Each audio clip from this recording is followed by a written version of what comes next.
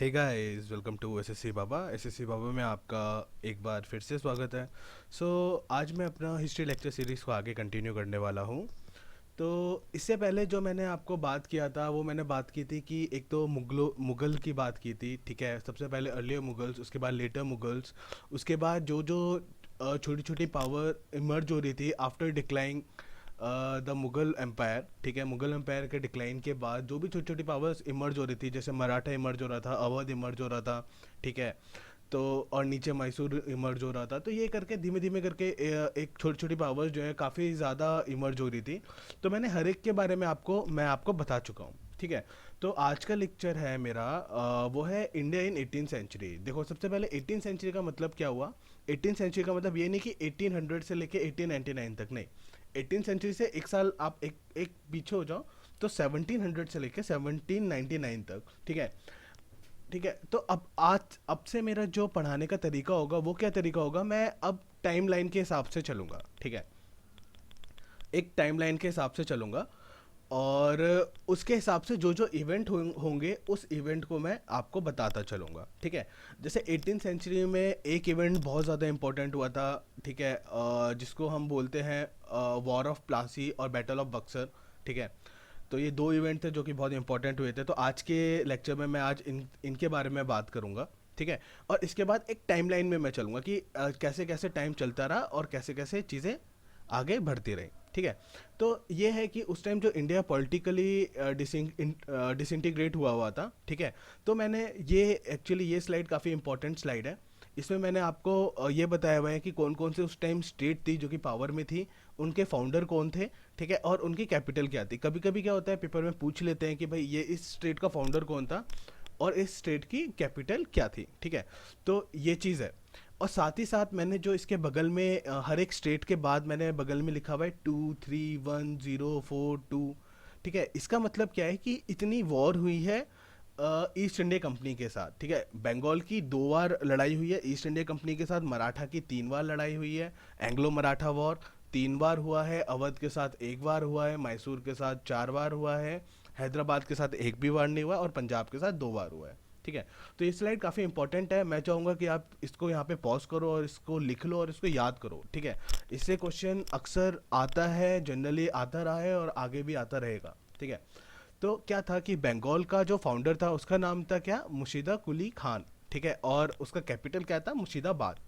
मराठा का फाउंडर कौन थे, बालाजी विश्वनाथ, और उनके कैपिटल क्या था, पूना। मैं इन सब के बारे में आपको बता चुका हूँ अब मैंने अपने पिछले लेक्चर्स में। अगर आपने नहीं पढ़ा है वो चीज़ तो आप प्लीज़ मेरे लास्ट के लेक्चर भी पढ़िए, तो मैं ये आपसे रिक्वेस्ट करता हूँ, ठीक है।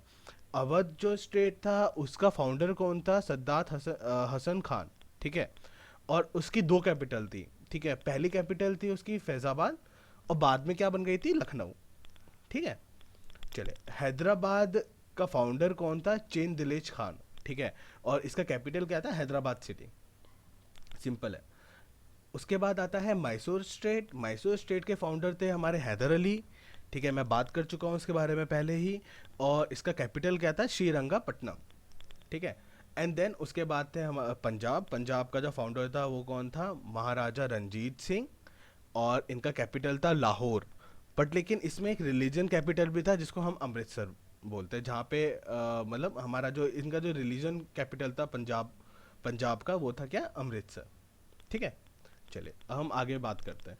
अब देखो, इस टाइमलाइन में जो सबसे इम्पोर्टेंट बात होती है ना, वो बात क्या होती है, अभी इससे पहले तक जो था ना, ये वॉर बंगाल के साथ वॉर होने से पहले, बंगाल के साथ सबसे पहले 2 वॉर हुई, ठीक है। पहली वॉर का नाम है बैटल ऑफ प्लासी, जिसको हम प्लासी टू द पार्टीशन भी बोलते हैं। ये कब लड़ी गई, ये लड़ी गई 23 जून 1757 में, ठीक है। और सेकेंड वॉर का नाम है बैटल ऑफ बक्सर, जो कि लड़ी गई 22 अक्टूबर 1764 में, ठीक है। तो बेसिकली इस वॉर से पहले तक जो ईस्ट इंडिया कंपनी का जो चल रहा था ना, वो सिंपली जो चल रहा था वो क्या चल रहा था, वो चल रहा था कि वो एक तरीके से ट्रेडर की तरह बस वो काम करते, व्यापारी की तरह वो लोग थे, ठीक है। वो ऐसा मतलब ऐसा नहीं था कि वो किसी से लड़ते थे, क्या थे क्या नहीं था, ऐसा कुछ भी नहीं था, ठीक है। उनके पास एज सच इतनी पावर नहीं थी। तो जो पहली बार जो लड़ाई हुई थी बंगाल के साथ हुई थी, इंडिया के अंदर की मैं बात कर रहा हूँ, ठीक है। और इसके बाद से वो लोग उन उन लोगों ने क्या किया, और भी इंडियन स्टेट को, ठीक है, कब्जे में लेना स्टार्ट कर दिया था इस वॉर के बाद से ही। उनको अपनी पावर का पता चल गया था उनको। जो इंडिया के जो किंग थे अलग अलग जगह पे, नवाब लोग थे अलग अलग जगह जगह पे, तो उन एक तरीके कहते हैं ना कि उनकी उनकी एक वो पता चल गई थी, ठीक है, कि ये लोग किस चीज़ से ज़्यादा वो है, ठीक है। तो ये सब उनको पता चल गया था, ठीक है। चले, तो सबसे पहले मैं जो बात करूंगा वो करूंगा प्लासी टू द पार्टीशन की, ठीक है, जिसको वॉर ऑफ प्लासी भी बोलते हैं। तो अब जो मेरा जो पढ़ाने का अगर मैं कोई भी वॉर या कोई भी कुछ भी ऐसा कुछ पढ़ाऊंगा तो उसके मैं ऐसे उसको तीन पार्ट में पढ़ाऊंगा। सबसे पहले कि उसका कॉज क्या था, ठीक है। सेकंड, कि उसका कॉन्सिक्वेंसेस, मतलब कॉन्सिक्वेंसेस क्या रहे थे, समझ मतलब कि उसका एक तो कॉज क्या था उस वॉर का, भाई क्यों हुई थी वो वॉर। सेकंड था कि मेजर इवेंट क्या क्या हुए थे, कब कब क्या क्या कैसे कैसे हुआ था, ठीक है। और थर्ड, वॉर खत्म होने के बाद उस वॉर का कॉन्सिक्वेंसेस क्या रहा, ठीक है। मैं आपको पढ़ाऊंगा। तो सबसे पहले हम बात करते हैं प्लासी टू द पार्टीशन की, ठीक है। तो इसके सबसे दो बहुत बड़े कॉज थे, ठीक है। सबसे पहला था कि एडिशनल फोर्टिफिकेशन ऑफ कैलकाटा, ठीक है।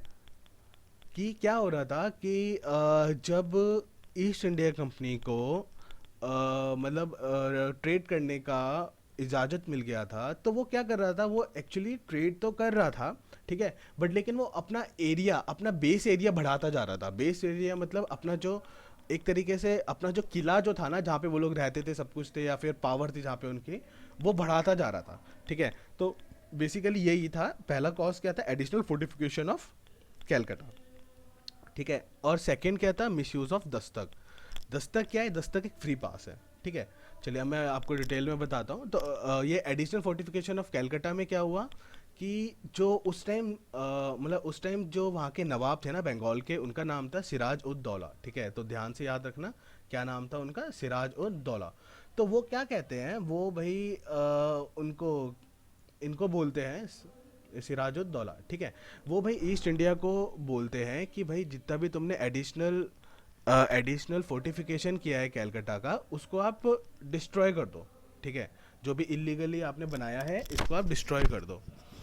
तो अब क्या होता है कि भाई कंपनी क्या करता है, कंपनी रिफ्यूज़ कर देता है। अब सिराजुद्दौला तो वो जान चुका होता है ना कि भाई ये लोग एडिशनल मतलब कुछ अपना बेस एरिया जो है ज़रूरत से ज़्यादा बढ़ाते जा रहे हैं, ठीक है।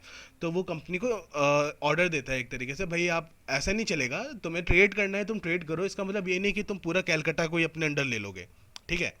तो वो उसको ऑर्डर देता है कि भाई इस जो भी इलीगल तुम ये लोग बढ़ा रहे हो उसको डिस्ट्रॉय करो, उसको ख़त्म करो। कंपनी बोलते हैं भाई नहीं भाई, हम नहीं ख़त्म करेंगे, ठीक है, जो उखाड़ना है उखाड़ लो। तो ये एक रीज़न होता है इन दोनों के बीच में कॉन्फ्लिक्ट आने का, ठीक है। तो इन दोनों के बीच में कॉन्फ्लिक्ट इसी वजह से आता है, ठीक है। फिर क्या होता है कि भाई वहाँ पे अब सिर्फ ईस्ट इंडिया कंपनी नहीं थी जो वहाँ पे सिर्फ मतलब ट्रेड कर रही थी, भाई फ्रेंच लोग भी आ चुके थे, डच लोग भी आ चुके थे, काफ़ी लोग आ चुके थे, मैं आपको पहले पिछले लेक्चर में बता चुका हूँ आपको, ठीक है। तो क्या होता है कि उस टाइम जब फ्रेंच कंपनी को पता चलता है कि भाई अब नवाब ऑफ बंगाल और तुम्हारा ये ईस्ट इंडिया कंपनी के बीच में कॉन्फ्लिक्ट हो चुका है, तो फ्रेंच अब इस चीज़ का फ़ायदा उठाना चाहता था, ठीक है। तो फ्रेंच कंपनी क्या करती है, वो सिराज के पास जाती है और बोलती है कि चलो ठीक है, हम इनके इसका जो बेस है ना चंदन नगर में, वहाँ पे अटैक कर देते हैं, ठीक है। किसका, ईस्ट इंडिया कंपनी का। तो फ्रेंच और सिराज दोनों मिलते हैं और वो लोग जाते हैं और चंदन नगर में जो उसका बेस होता है, जो भी उसकी फोर्स होती है, वहाँ पर उसको डिस्ट्रॉय कर देते हैं, ठीक है, उसको ख़त्म कर देते हैं, ठीक है। अब जो सेकंड मेरा जो रीज़न था, जो कॉज का जो रीज़न था, वो था मिसयूज़ ऑफ दस्तक। सबसे पहले दस्तक क्या है, भाई दस्तक एक फ्री पास है। क्या है, दस्तक एक फ्री पास है, जो कि इशू किसने किया था, इशू बाय कैलकाटा काउंसिल, ठीक है। ये ध्यान रखना कि इशू किसने किया था, इशू किया था कैलकाटा काउंसिल ने, किसको, ईस्ट इंडिया कंपनी को। और किसके बेस पे किया था, मुगल फरमान के बेस पे, ठीक है। और ये मुगल फरमान किसने दिया था, किसने इशू किया था, फरूक सैयद ने, ठीक है। ये लाइन बहुत इंपॉर्टेंट है, बहुत ज़्यादा इंपॉर्टेंट, ठीक है। तो दस्तक क्या है भाई, ये एक फ्री पास है जो कि इशू किया था किसने, कैलकाटा काउंसिल ने, किसको, ईस्ट इंडिया कंपनी को, ठीक है। किसके बेस पे, फरमान के बेस पे, मुगल फरमान के बेस पे। जो कि मुगल फरमान को किसने इशू किया था, फरूक सैयद को, कब, 1717 में, ठीक है। 1717 में। मैं इसके बारे में आपको बता चुका हूँ, जब मैं मुगल पढ़ा रहा था, लेटर मुगल पढ़ा रहा था, तब मैंने आपको बताया था। ठीक है, चले आगे बढ़ते हैं। तो अब इस फरमान में क्या था कि इस फरमान में था कि भाई ईस्ट इंडिया कंपनी जो है ना, उसको परमिशन है कि वो ट्रेड कर सकते हैं बंगाल में, बिहार में एंड उड़ीसा में। ठीक है, विदाउट पेइंग रेगुलर टैक्स, कि मतलब उसको कोई टैक्स पे करने की ज़रूरत नहीं है।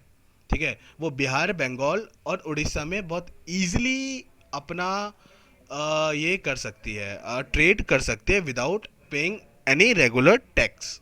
ठीक है, बट लेकिन क्या होता है ना कि ये यहाँ तक तो ठीक था, मतलब नवाब को, बंगाल के नवाब को कोई प्रॉब्लम नहीं था। ठीक है, जो सौजाउद्दौला था, सिराजुद्दौला था, उसको कोई प्रॉब्लम नहीं था इस फरमान से।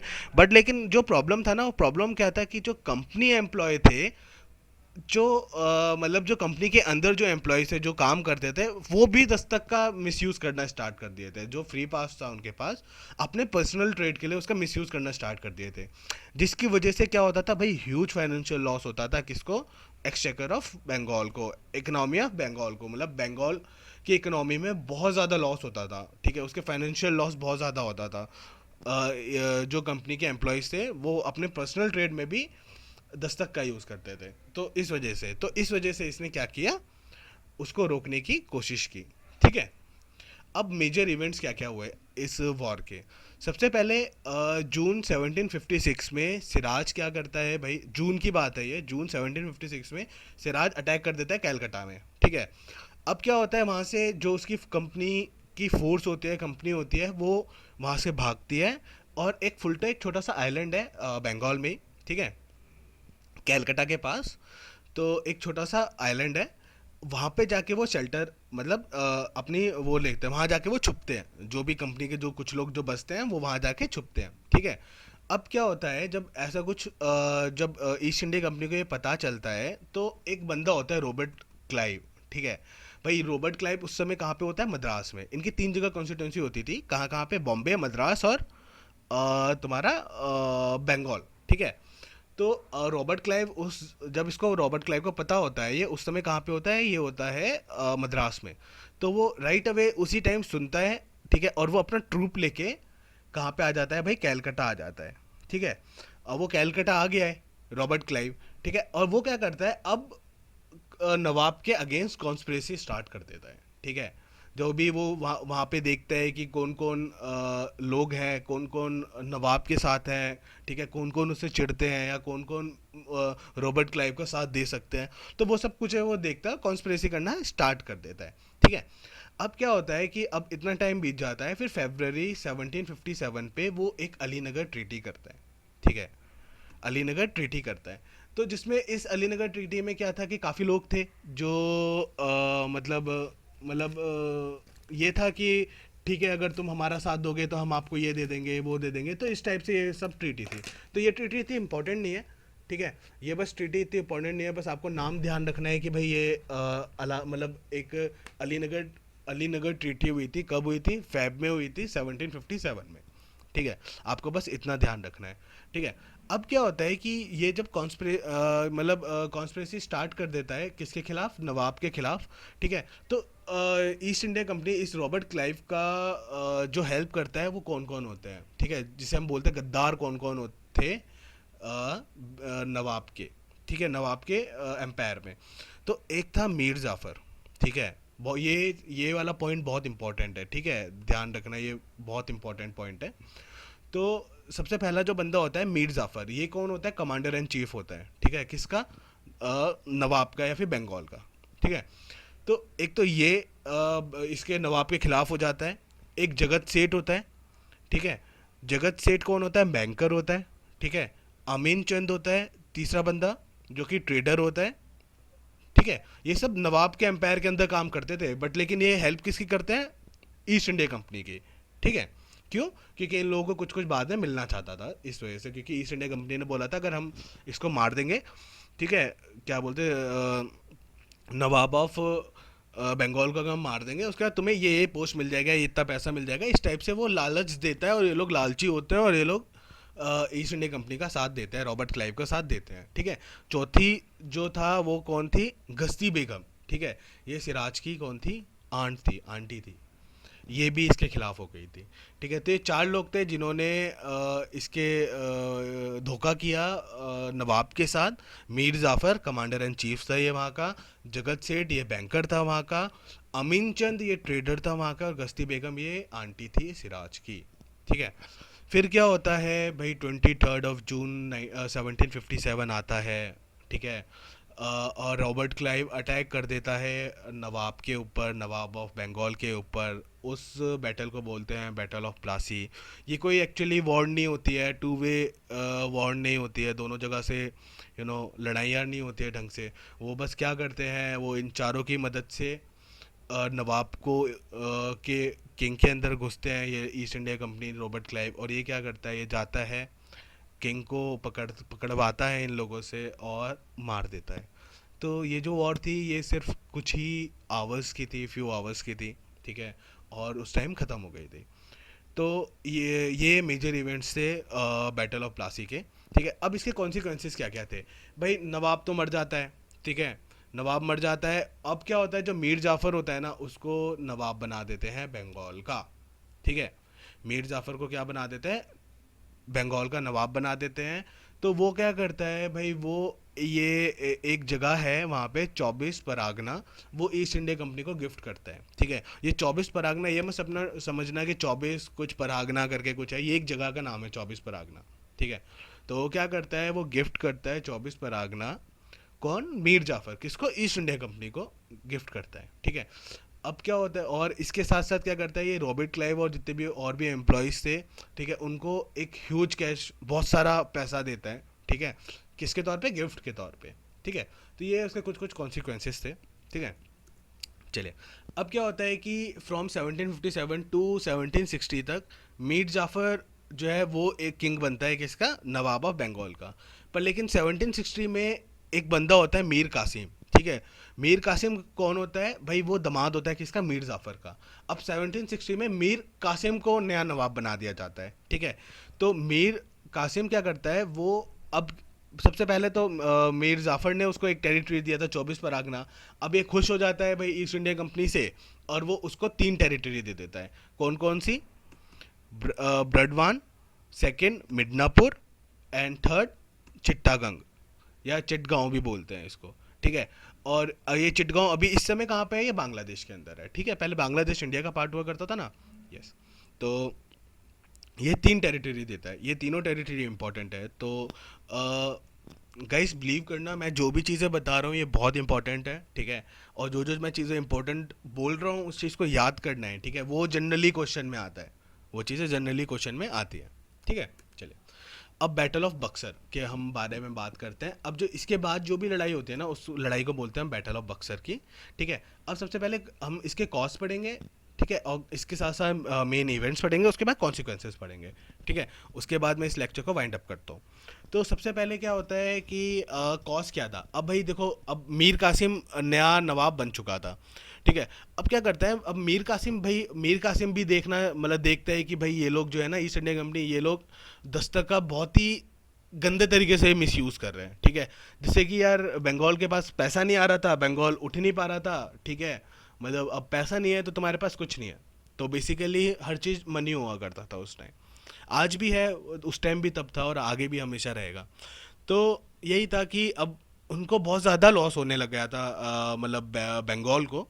ठीक है, तो मीर कासिम क्या करता है, वो ही started objecting to the misuse of dastak. ठीक है, अब वो क्या करता है कि भाई अब जो भी दस्तक था उसका मिसयूज़ को रोकने के लिए, मतलब वो स्टार्ट कर देता है, उसको देखना स्टार्ट कर देता है कि भाई रियली में मतलब बहुत ज़्यादा मिसयूज़ हो रहा है किसका, दस्तक का।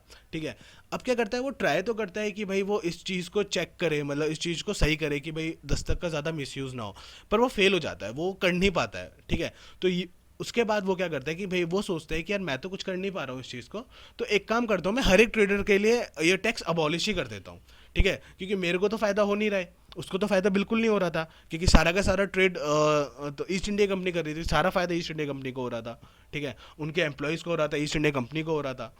ठीक है, और इनके हाथ में कुछ नहीं आ रहा था, मीर कासिम के हाथ में कुछ नहीं आ रहा था। तो ये लोग ये क्या करता है कि भाई ये अबॉलिश कर देता है सारे टैक्स फॉर ऑल ट्रेडर्स, जितने भी ट्रेडर्स थे ना, फ्रेंच थे, ठीक है, डच थे, जितने भी थे, उन सबके लिए वो सारे टैक्स एबॉलिश कर देता है।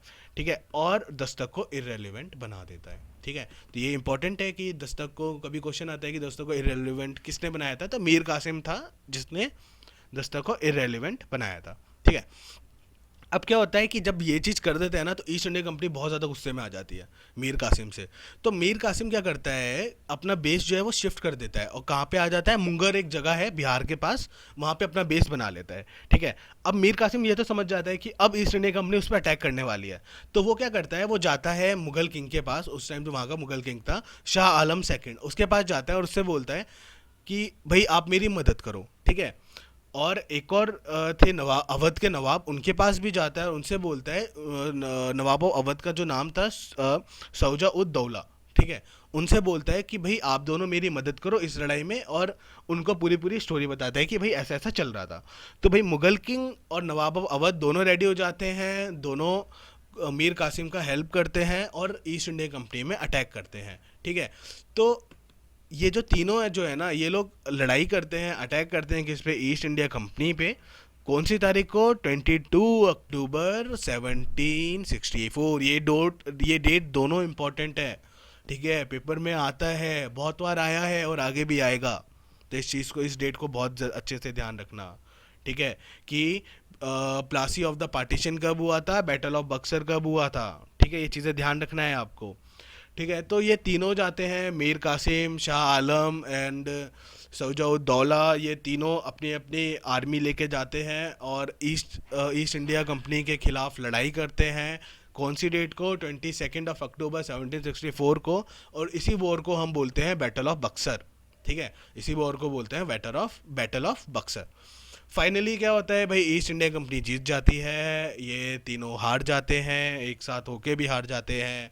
और यहाँ से ईस्ट इंडिया कंपनी को पता चलता है कि वो कितने पावरफुल हैं और वो किसी को भी हरा सकते हैं। और वो जितने भी मतलब इंडियंस की जो प्रॉब्लम थी, एक लालचीपन था among the citizen of India. ठीक है, जितने भी उनके अंदर काम करते थे, ठीक है, तो वो सब ये लोग पहचान जाते हैं, दुखती नक को पकड़ लेते हैं ईस्ट इंडिया कंपनी। ठीक है, और इनको पता चल जाता है। तो यहाँ से ईस्ट इंडियन कंपनी अलग अलग जगह वॉर करना स्टार्ट कर देती है, और अब यहाँ से ईस्ट इंडिया कंपनी का पावर एकदम से इमर्ज होना स्टार्ट हो जाता है। ठीक है, तो फाइनली बैटल ऑफ बक्सर में कौन जीतता है, ईस्ट इंडिया कंपनी जीत जाती है इन तीनों के खिलाफ। अब इसके कॉन्सिक्वेंसेस क्या थे भाई, मीर जाफ़र को तो मतलब दोबारा से बंगाल का नवाब बना दिया जाता है। ठीक है, मीर कासिम को मार दिया जाता है, मीर जाफ़र को दोबारा से नवाब ऑफ बंगाल बना दिया जाता है। ठीक है, और ट्रीटी ऑफ इलाहाबाद होता है, ट्रीटी ऑफ इलाहाबाद साइन होता है कब, 1765 पे, किस किस के बीच में, ईस्ट इंडिया कंपनी और मुगल किंग के बीच में, और ईस्ट इंडिया कंपनी और नवाब ऑफ अवध के बीच में। ठीक है, मुगल किंग के बीच में क्यों, क्योंकि इन्होंने भी लड़ाई किया था उनसे, उनके खिलाफ, और नवाब ऑफ अवध के बीच के साथ क्यों, क्योंकि इसने भी हेल्प किया था किसका, मीर कासिम का, बैटल ऑफ बक्सर में, इस वजह से। ठीक है, चले अब हम इसके बारे में पढ़ते हैं। तो ट्रीटी ऑफ इलाहाबाद के बारे में पढ़ते हैं। अब इसके अंदर क्या क्या चीज़ें थी देखो। अब east India company and Mughal king के बीच में क्या क्या ट्रीटी हुआ था इस ट्रीटी ऑफ इलाहाबाद के बीच अंदर। ठीक है, तो क्या बोला था कि अब उस समय होता क्या था, जो मुगल किंग था वो उस समय जो भी इनका एम्पायर था ना, वो दो चीज़ों में काम करता था। ठीक है, एक तो था दीवानी राइट्स, ठीक है, दीवानी राइट्स, और एक था निज़ामत राइट। देखो, दीवानी और निज़ामत में क्या अंतर है। दीवानी होता है जो भी कलेक्शन ऑफ रेवेन्यू, उसको दीवानी राइट्स बोलते हैं। ठीक है, और निज़ामत राइट होता है कि जैसे जस्टिस करना, ठीक है, और कोई चीज़ है एजुकेशन के बारे में बात करना। ठीक है, जितना भी एडमिनिस्ट्रेशन वर्क होता है ना, वो होता है निज़ामत वाला। ठीक है, और जितना भी रेवेन्यू वर्क होता है वो होता है हमारा ये क्या बोलते हैं, दीवानी राइट्स। ठीक है, तो ऐसे चलता था।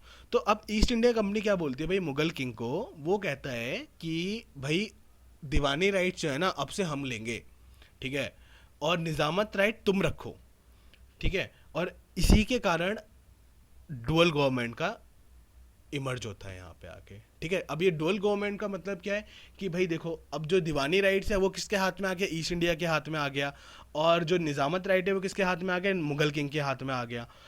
ठीक है। तो इसी को बोलते हैं कि भाई डुअल गवर्नमेंट की तरह काम कर रहा था, जितना भी पैसे का लेन देन था वो कौन कर रहा था, वो ईस्ट इंडिया कंपनी कर रही थी, और जस्टिस का लेन देन या एडमिनिस्ट्रेशन का लेन देन कौन कर रहा था, वो कर रहा था मुगल किंग। तो ये चल रहा था। अब देखो यहाँ पे प्रॉब्लम क्या हुई कि अब आगे चल के जो प्रॉब्लम होना था वो क्या होना था कि अब पैसा तो है नहीं मुगल किंग के पास, दीवानी राइट्स जो है वो किसके पास है, ईस्ट इंडिया कंपनी के पास है। तो अब भाई मुगल किंग कैसे एडमिनिस्ट्रेशन अच्छा करेगा, एडमिनिस्ट्रेशन के लिए पैसा तो चाहिए ना। अगर तुम्हें कुछ अपना एरिया या जो भी तुम्हारा पूरा एरिया है जहाँ पे तुम रूल करते हो वहाँ को अगर तुम्हें बहुत अच्छा करना है, कुछ अच्छा करना है उसके लिए, तो तुम्हें पैसा चाहिए। और पैसा का जो लेन देन का जो पावर था किसके पास चला गया था, ईस्ट इंडिया कंपनी के पास। तो आगे चल के ये काफ़ी दिक्कत करता है, ठीक है। तो एक तरीके से ये डुअल गवर्नमेंट का यहाँ पे इमर्ज होता है। और ये सब कौन करता है, ये रॉबर्ट क्लाइव कर रहा है, ठीक है। ध्यान रखना डुअल गवर्नमेंट किसने, कौन लेके आया था इंडिया के अंदर, ये कौन लेके आया था, रॉबर्ट क्लाइव, ठीक है, आफ्टर बैटल ऑफ बक्सर, ठीक है। अब क्या होता है कि भाई आउट ऑफ टोटल रिवेन्यू, जितना भी टोटल रिवेन्यू कलेक्ट होगा ना, जो कि उस टाइम हुआ करता था 4 करोड़ के आसपास, ठीक है। तो वो कहता था कि इस 4 करोड़ में से जो 4 करोड़ रुपीस पर एनम है, उसमें से 53 लाख तो हम देंगे नवाब ऑफ बंगाल को, ठीक है, पर एनम, उसका निज़ामत के लिए, जो निज़ामत राइट्स थे उसके लिए, और 26 लाख देंगे हम सिर्फ मुगल किंग को उसके निज़ामत राइट्स के लिए, ठीक है। तो वो ऐसा बोलता है, ये एक ट्रीटी ऑफ इलाहाबाद में ये भी बात थी, ठीक है। थर्ड बात क्या थी कि भाई मुगल किंग को वो हाउस अरेस्ट में रख देते हैं, कहाँ पे, इलाहाबाद में। ये एक इंपॉर्टेंट बात है कि इलाहाबाद में जो है मुगल किंग को, मुगल किंग कौन, शाह आलम सेकंड को हाउस अरेस्ट में रख देते हैं, ठीक है, इलाहाबाद में। बाद में क्या होता है आफ्टर सम टाइम कि एक मुगल मतलब मुगल एम्पायर के अंदर ही एक बंदा होता है जिसका नाम होता है महादजी सांध्या, ठीक है। वो क्या करता है, वो जाता है इलाहाबाद और मुगल किंग को वहाँ से मतलब लेके उसकी जो ग्लोरी है उसको रिस्टोर करवाता है और दिल्ली लेके आ जाता है। तो एक तरीके से ये एक इम्पॉर्टेंट बात है, तो ये कभी कभी क्वेश्चन में आता है, इसलिए मैंने आपको यहीं पे बता दिया कि शाह आलम सेकंड को इलाहाबाद हाउस अरेस्ट से कौन लेके आता है, तो एक बंदा था महाजी सांध्या, ठीक है, ये लेके आता है, ठीक है। ये मुगल एम्पायर में ही काम करता था, ठीक है। चलिए, अब आता है ये, अभी तक हमने जो बात की थी वो किसके बीच बीच बीच में बात की थी, ईस्ट इंडिया कंपनी के और मुगल किंग के बीच में। अब हम बात करेंगे east India company and Nawab of Awadh के बीच में, ठीक है। East India company and Nawab of Awadh के बीच में क्या क्या हुआ था। तो सबसे पहले तो भाई बोला उससे सीधा नवाब से, अवध के नवाब से, सौजाउद्दौला से, कि भाई 1 करोड़ रुपए तुम दो हरजाना के रूप में, ठीक है। सबसे पहले हमें तो जो भी हमारे लॉसेस हुए हैं, हमारे जितने भी ये लोग मरे हैं उन लोगों के उसका एक तरीके से हर्जाना के रूप में आपको 1 करोड़ रुपए भरना पड़ेगा, ठीक है।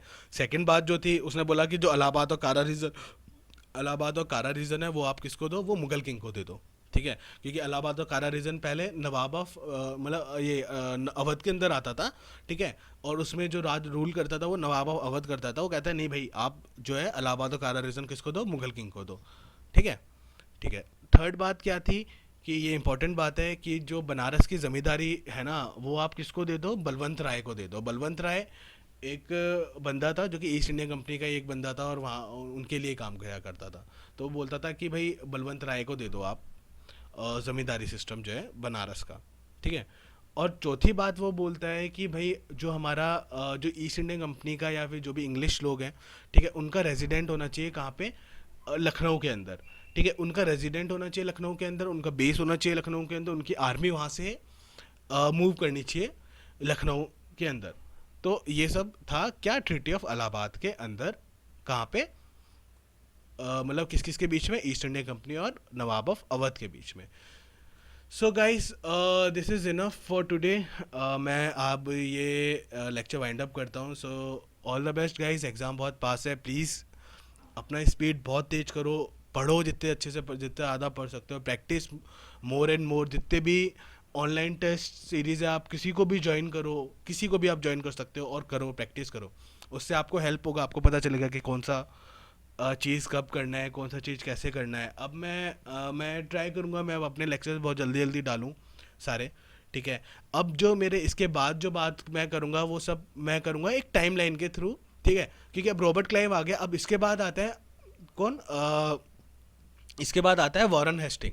ठीक है, अब मैं एक गवर्नर जनरल के हिसाब से चलूंगा कि कौन कौन गवर्नर आते हैं और उनके बीच में टाइम पीरियड कैसे कैसे चलता है। ठीक है, अब इसके बाद जो भी मेरे लेक्चर्स होंगे ना, वो होंगे कि गवर्नर के हिसाब से टिल 1857 तक। ठीक है, कि कैसे कैसे गवर्नर आते रहे, कैसे क्या क्या उनके टाइमलाइन में होता रहा, और एक टाइमलाइन के हिसाब से मैं एकदम चलता रहूँगा। ठीक है, so guys thank you so much and all the best for your exam.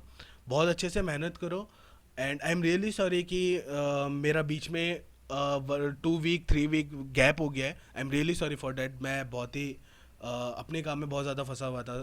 So guys please sorry, I am really sorry for that.